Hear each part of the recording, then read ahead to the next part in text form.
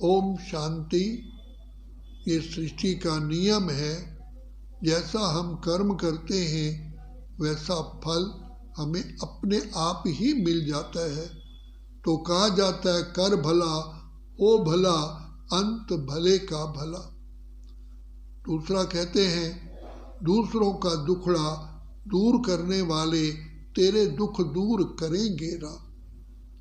तो भगवान परम पिता परमात्मा जो सत्य पिता, सत्य शिक्षक, सत्य सद्गुरु है, वो पिता परमात्मा जो दया के सागर कल्याणकारी है, पतित पावन है, बीड़ी को बनाने वाले हैं, वो हम बच्चों का उपकार करने के लिए हमको मुख्य शिक्षा देते हैं कि बच्चे दे दान तो छूटे ग्रहण। भगवान आकर के हम आत्माओं को कर्ज मुक्त करने के लिए हमें सबसे पहले सहज योग सिखाते हैं। इस सहज योग से हम अपने पाप कर्मों को भस्म करते हैं। दूसरा, प्रकृति को भी पावन बनाते हैं। तीसरा, हम सब आत्माओं के लिए शुभ कामनाएं, शुभ भावना पैदा करके उनसे भी कर्ज मुक्त होते हैं। दूसरा, पिता परमात्मा हमारी ज्ञान रत्नों से झोली भरते हैं। तो जिन ज्ञान रत्नों की इतनी वैल्यू है कि जिन आत्माओं का हमने कर्जा देना है, अगर कर्जा चुकता करना चाहें तो कई जन्म लेने पड़ेंगे।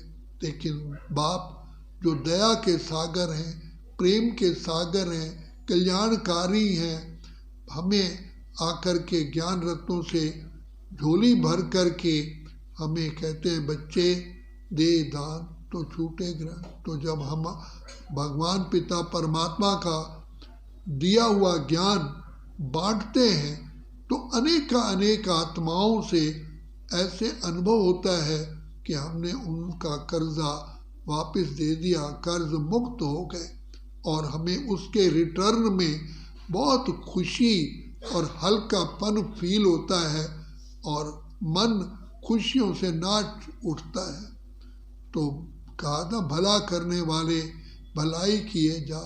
तो भला करने का रिजल्ट हमारा खुद का भला हो जाता है।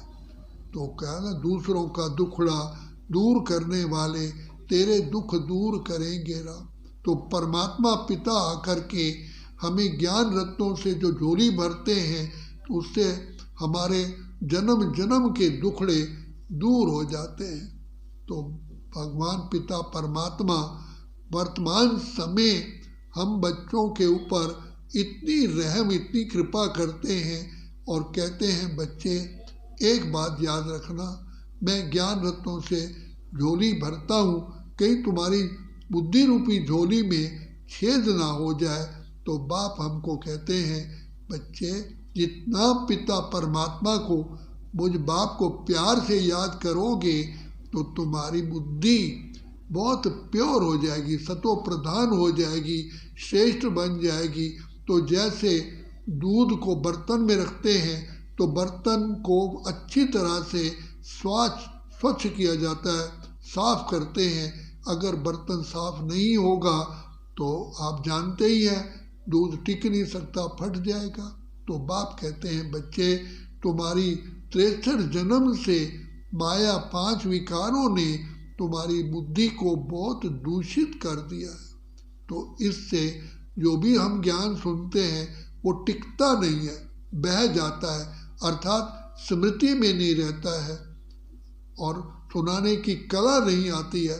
तो जितना हम शिव बाबा को प्यार से याद करते हैं तो पिता परमात्मा के संग के रंग का हमें इतना इफेक्ट होता है, प्रभाव पड़ता है कि हमारी बुद्धि सतो प्रधान बन जाती है और हमें अनेकों प्रकार की शक्तियाँ, कलाएं वरदान में मिल जाती हैं। तो जिससे हम अनेक आत्माओं का भला करते हैं और वो परमात्मा पिता का सुनाया हुआ ज्ञान हमारी बुद्धि में अनुभव रूप में टिकता है। क्योंकि जो हम ज्ञान सुनते हैं हमें अनुभव होता है, प्योर बुद्धि ही अनुभव कर सकती है। इसलिए जैसे नहाने धोने के बाद मनुष्य भोजन ग्रहण करता है तो भोजन अच्छी तरह से हजम होता है, तो ये भी एक मुख्य कारण है कि कहते हैं नहा धो करके ही भोजन को ग्रहण करना चाहिए, स्वच्छता होती है।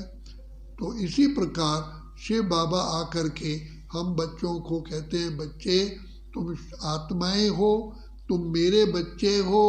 बाप आकर के हम पर प्यार की गंगा बरसाते हैं हमारे ऊपर, तो जिससे भगवान भाग्यवान हमें बनाते हैं। और उनका मुख्य यही हमें कहना है, आदेश है, बच्चे पवित्र बनो, योगी बनो। योगी जीवन से ही तुम बाप समान सर्व समृद्ध बन जाओगे। तो बाप का सुनाया हुआ ज्ञान हमारी बुद्धि में तभी टिकेगा जब हमारी बुद्धि शिव बाबा की याद से प्योर हो जाती है। अनेकों शक्तियाँ प्राप्त होती हैं जिसमें कि हम आत्माएं आने वाली परिस्थितियों पर विजयी बन जाते हैं। तो बाबा बार बार कहते हैं, बच्चे ये बुद्धि में रखो, काम महाशत्रु है, ये तुम्हारे ज्ञान और विज्ञान को चट कर देता है, ये भस्म कर देता है, आत्मा के किए हुए पुण्य का खाता समाप्त कर देता है।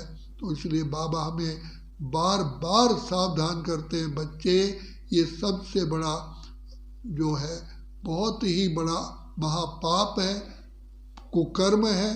इसी से ही तुमने अपनी राजाई गंवाई है। मैंने तो तुम्हें जब सृष्टि पर भेजा था, तुम सतो प्रधान थे, हीरे जवाहरात के महल में रहते थे, तब तुम सुख शांति आनंद की लहरों में लहराते थे। तुम्हारे सिर पर 2 ताज थे, रतन जड़ित ताज और पवित्रता का ताज। तो जो देह अभिमान में आने के कारण काम विकार के वशीभूत होने से सब कुछ लुट गया और तुम आत्माएं तमो प्रधान बनी।